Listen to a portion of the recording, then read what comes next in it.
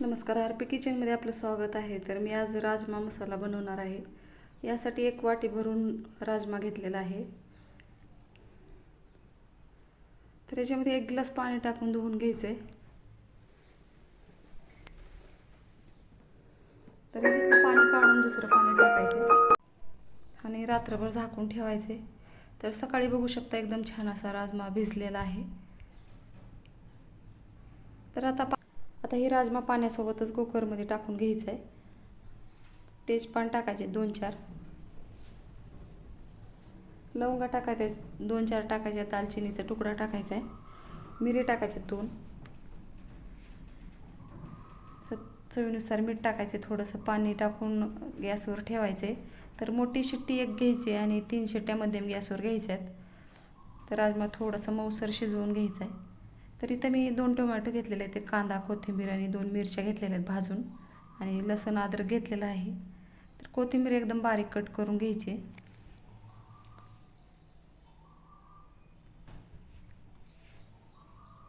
कांदा कट करून घ्यायचा आहे.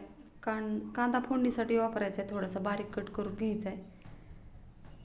तर कांदा मी मध्यम आकाराचा घेतलेला आहे आणि पूर्णच कांदा टाकून घ्यायचा आहे भाजीमध्ये.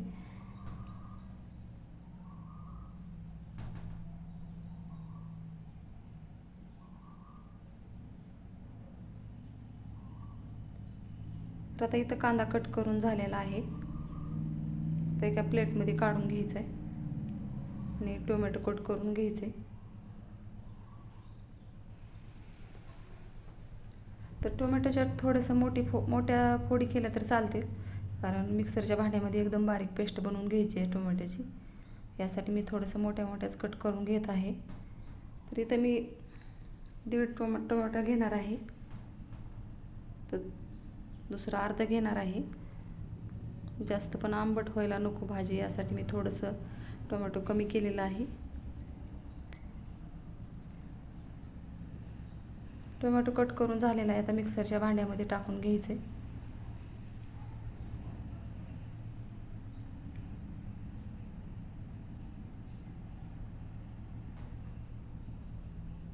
तर इथं मिरच्या 2 घेतलेल्या आहेत, बारीक कट करून घ्यायच्यात.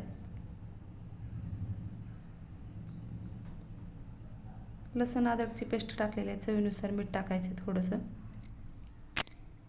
इथं 4 काजू घेतलेले आहेत टाकण्यासाठी. एकदम बारीक अशी पेस्ट बनवून घ्यायची. बघू शकता एकदम छान अशी पेस्ट तयार झाली. एका वाटीमध्ये काढून घ्यायची.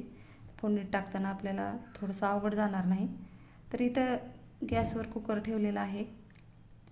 तर इथं मी 1 मोठी आणि 3 मध्यम गॅसवर शिट्ट्या देऊन झालेल्या आहेत. आता कुकर थंड झालेला आहे. तर राजमा शिजला का ते बघायचं. तर एकदम छान असा मऊसूत शिजलेला आहे. गॅसवर कढई ठेवली आहे, गरम झालेला आहे. तर 2 चमचे तेल टाकायचे.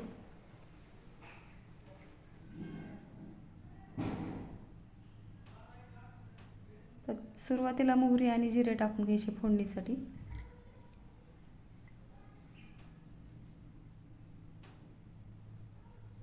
नंतर अर्धा चमचा जिरे टाकायचे. कांदा टाकून घ्यायचा आहे. कांदा एकदम गुलाबी रंगात तळून घ्यायचा आहे.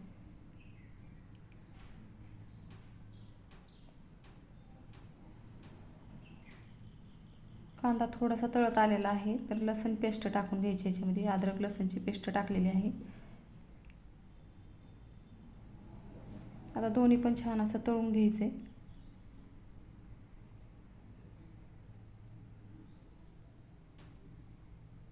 आता हे कांदा तळलेला आहे. तर याच्यामध्ये आता टोमॅटो प्युरी टाकून घ्यायचे.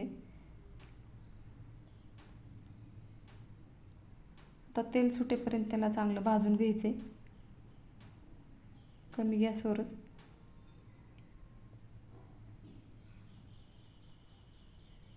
तर याच्यामधल्या लवंगा आणि दालचिनी बाजूला काढून घ्यायची. मुलांना जर दाताखाली लागलं तर चिरडतात, यासाठी मी बाजूला काढून घेतलेलं आहे.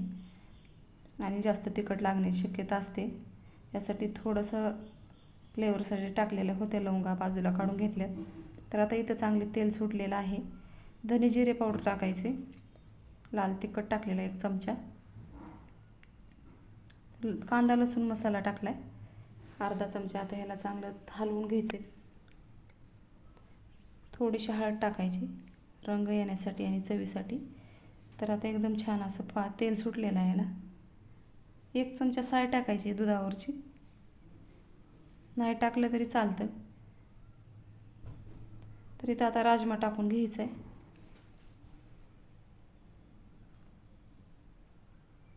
तर चमच्याने सर्व मसाला या राजम्याला लागेल असं हलवून घ्यायचं आहे.